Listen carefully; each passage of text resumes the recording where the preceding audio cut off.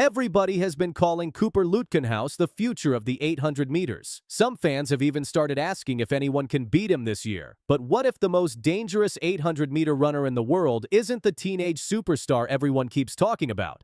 It's the man nobody was watching. Because after shocking an Olympic champion, after becoming the youngest Diamond League winner in history, after winning every outdoor race this season, Cooper finally met someone who wasn't afraid of him. And what happened next completely flipped the 800-meter world upside down. Coming into the Prefontaine Classic, Cooper Lutkenhaus looked unstoppable. At just 17 years old, he had already become the youngest individual world champion in track and field history.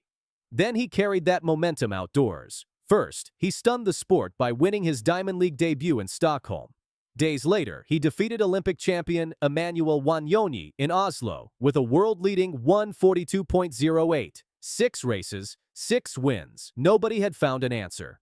Meanwhile, Brandon Miller was quietly putting together the best season of his career. The 24-year-old American had already won major races in Los Angeles and entered Eugene full of confidence. But almost nobody was talking about him. Every headline belonged to Cooper. Every camera followed Cooper. Brandon Miller became the forgotten man. Then the gun went off. The pace was blazing early. Cooper stayed near the front, exactly where everyone expected him to be. Brandon Miller, he got boxed in almost immediately.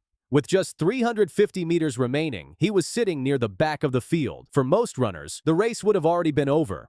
Not for Miller. He stayed calm. He waited. Then he started slicing through the field, one athlete at a time. By the final bend, he had gone from the back of the pack to the leaders. With 150 meters left, Miller exploded around the outside. Cooper tried to respond, but there was nothing left. Brandon Miller powered away to win in 1:43.68, producing the fastest finish of the entire field. Cooper crossed second. His unbeaten outdoor season was over. Just like that, the teenager who had looked untouchable all year had finally been beaten. The result changes everything. For months, everyone asked whether Cooper Lutkenhaus could become the next great American middle-distance star. Now a different question takes over. Has Brandon Miller finally arrived? This wasn't luck. It wasn't a perfect trip. He came from near the back, passed almost the entire field, and beat the hottest runner in the world when it mattered most. With the U.S. Championships and the biggest global races still ahead, this rivalry may only be getting started. One is the teenage phenomenon rewriting history.